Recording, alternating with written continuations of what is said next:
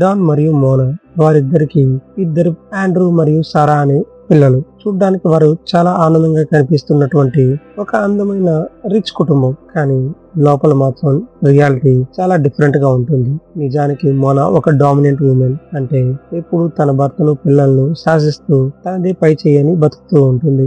ఇంకా Mona OCD girl కూడా. అంటే మై గోల్ అనే బుక్ లో తన ప్రతి సెకండ్ ని తను ఎలా ఉపయోగించాలో, తన ఫ్యామిలీ ఎలా ఉండాలో ఒక గోల్ బుక్ ని తయారు చేసుకుంటుంది. ఆ గోల్ బుక్ లో చెప్పాలంటే తన హస్బెండ్ తో తను ఎప్పుడు ప్రెగ్నెంట్ అవ్వడానికి కలవాలనే విషయాన్ని, సమయాన్ని, అంతేకాకుండా ఆ టైంలో వారు వేసుకునే ఇన్నర్స్ ని, వాటి కలర్స్ ను కూడా డిసైడ్ చేసుకుని చాలా పర్టికులర్ గా తన లైఫ్ ని లీడ్ చేస్తూ ఉంటుంది. ఇలాంటి డామినేటెడ్ ఓసిడి క్యాండిడేట్ తో మన డాన్ ఎలాగోలా బతికేస్తూ ఉంటాడు. అలా బతకడానికి కూడా ఒక కారణం తను పనిచేస్తున్న ఫర్నిచర్ షాప్ యొక్క ఇన్వెస్టర్ మోనా పేరెంట్సే కాబట్టి టెక్నికల్ గా మోనాని ఆ షాప్ కూడా ఓనర్. సో ఇక తన ఓనర్ కి ఎదురు చెప్పలేక ఇంట్లో తన వైఫ్ కి మాట్లాడలేక సైలెంట్ గా గడిపేస్తూ ఉంటాడు. ఇలా ఉన్న డాన్ లైఫ్ లోకి డస్టీ అనే అందమైన అమ్మాయి వస్తుంది. డస్టీ యాక్చువల్ గా సేల్స్ పర్సన్ జాబ్ కావాలని ఆ ఫర్నిచర్ షాప్ లో జాయిన్ అవుతుంది. అదే ఫర్నిచర్ షాప్ లో ఉన్నటువంటి లెస్ సహాయంతో డాన్ డస్టీని ఆ షాప్ లో పెట్టుకుంటాడు. షాప్ లోకి డస్టీ వచ్చిన తర్వాత డాన్ బిహేవియర్ లో చేంజెస్ కనిపిస్తాయి. క్లియర్ గా వాళ్ళిద్దరు అఫైర్ లో ఉన్నారని అర్థమైపోతుంది. దానివల్ల డస్టీ డాన్ లైఫ్ లోకి వెలుగును తెస్తుంది. ఆ వెలుగుల్లో డాన్ అసలు తన భార్య యొక్క నిజమైన రూపాన్ని కూడా మర్చిపోయి ఎప్పుడు నవ్వుతూ కనిపిస్తూ ఉంటాడు. కానీ ఆ నవ్వు కొంతకాలానికి నిలిచిపోతుంది. అప్పుడే డస్టీ డాన్ దగ్గరకు వచ్చి తను ప్రెగ్నెంట్ అని తనను పెళ్లి చేసుకోమంటుంది. అప్పటితో డాన్ కి తన భార్య అసలు రూపం గుర్తుకు వచ్చి ఆ విషయం తన భార్యకు తెలిస్తే తనకు డోలు మోగిపోతుందని డస్టీకి కొంత డబ్బు ఇచ్చి అబార్షన్ చేయించుకోమంటాడు. యాక్చువల్ గా డస్టీ బాగా డబ్బున్న వారిని బ్లాక్ మెయిల్ చేసి డబ్బులు సంపాదించే మర్ఫీతో కలిసి డాన్ ని తన ట్రాప్ లో పడేసి ఉంటుంది. కానీ డస్టీ తెచ్చిన డబ్బులతో సాటిస్ఫాక్షన్ అవని మర్ఫీ ఇంకా డబ్బులు కావాలంటాడు. అసలే ఆ డబ్బులు ఇవ్వడానికి డాన్ లెస్ దగ్గర అప్పు చేసి మరీ ఉంటాడు. ఇక మళ్ళీ డబ్బులు అడగడంతో తన దగ్గర డబ్బులు లేక ఇక తన భార్యకు అసలైన నిజం చెప్పేయాలని తన భార్యకు ఆ విషయాన్ని భయపడుతూనే చెబుతాడు. అప్పుడు తన భార్య తన ఫ్యామిలీ ఆల్బమ్ చూస్తూ ఉంటుంది. డాన్ తన అఫైర్ గురించి తన భార్యకి చెప్పినప్పటికీ మోనా సైలెంట్ గా ఉంటుంది. అంటే మనం అనుకోవచ్చు సునామీ వస్తున్న ముందు ఉండే సైలెంట్ అని. సో ఆ సైలెన్స్ తర్వాత మోనా ఒక షాకింగ్ నిర్ణయం తీసుకుంటుంది. అదే డస్టీని తన పర్ఫెక్ట్ ఫ్యామిలీకి దూరంగా ఉంచాలని, అంటే పైకే పంపించేయాలని. దాంతో ఒక ప్లాన్ వేసి డస్టీని స్టోర్ లోకి రప్పించి మత్తు కలిగే డ్రింక్ ఇచ్చి మత్తులోకి జారిన తర్వాత డస్టీని తన గ్యారేజ్ తీసుకుని వెళ్తుంది.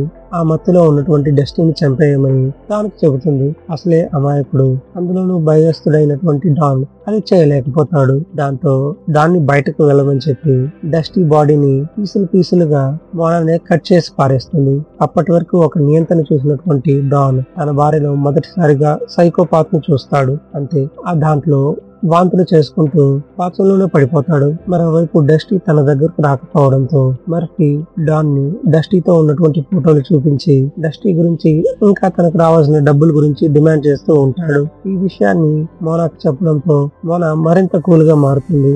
ఈసారి కూల్ అయినటువంటి మోనా చాలా కఠినమైన నిర్ణయం తీసుకుంటుంది. అదే డస్టీ బాడీ పార్ట్స్ ని మర్ఫీ ఇంట్లో పెట్టి మర్ఫీని పోలీసులకి ఇరికించేయాలని చూస్తుంది. అప్పటికే ట్రాప్ లో పడుతున్నా అని గమనించినటువంటి మర్ఫీ ఆ ట్రాప్ నుంచి ఇంకా పోలీసుల నుంచి తప్పించుకుని పారిపోతాడు. మరోవైపు మర్ఫీతో డీలింగ్ పెట్టుకున్నటువంటి మోనాను చూసి భయపడినటువంటి డాన్ తన భార్యతో ఎదురు మాట్లాడడానికి ట్రై చేస్తాడు. దాంతో మోనా ఇదంతా తన వల్లే జరిగిందని, ఎక్కువ మాట్లాడితే తనను డస్టీని చేసినట్టే ముక్కలుగా చేస్తా అని చెప్పి భయపడుతుంది. ఇక ఆ రోజు నుంచి డాన్ ఇంట్లో చావు భయంతోనే బతుకుతూ ఉంటాడు. ఇక అప్పటికీ విసిగిపోయిన డాన్ మోనా తన సైకోపాత్ లక్షణాలని తన పిల్లలకు కూడా ఎక్కించడం గమనిస్తాడు. పక్కింట్లోని ఒక పిల్ల తన ఇంట్లోకి వచ్చి గొడవ చేయడంతో పక్కింటోళ్ళతో గొడవ పడి మరి తన కూతురు చేత ఆ పిల్లను చంపేయిస్తుంది.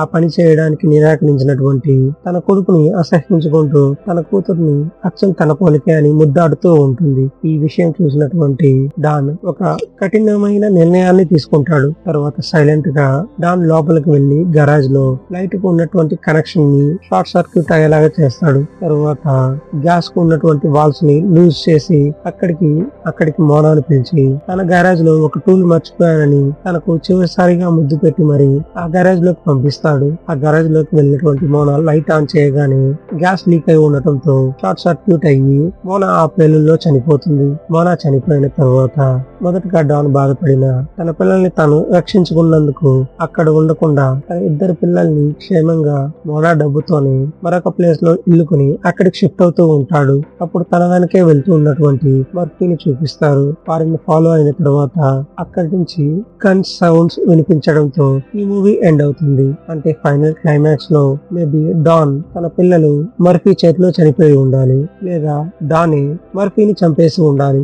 ఏమైనా జరిగిండొచ్చు. సో ఆ విషయం డైరెక్టర్ మనకే వదిలేస్తూ ఈ మూవీని ఇక్కడితో ఎంజాయ్ చేశారు. చూసారుగా, పర్ఫెక్ట్ పెళ్ళాం ఉండాలి గాని పర్ఫెక్ట్ సైకోపాత్ పెళ్ళాం ఉండకూడదు అని ఈ మూవీ మనకు చెబుతుంది. ఈ స్టోరీ అంత విన్న తర్వాత మీకు డాన్ తప్పు చేశాడా రైట్ చేశాడా అనే విషయం కింద కామెంట్ చేయండి. మరొక వీడియోతో మళ్ళీ కలుద్దాం. ఇంతవరకు బాయ్.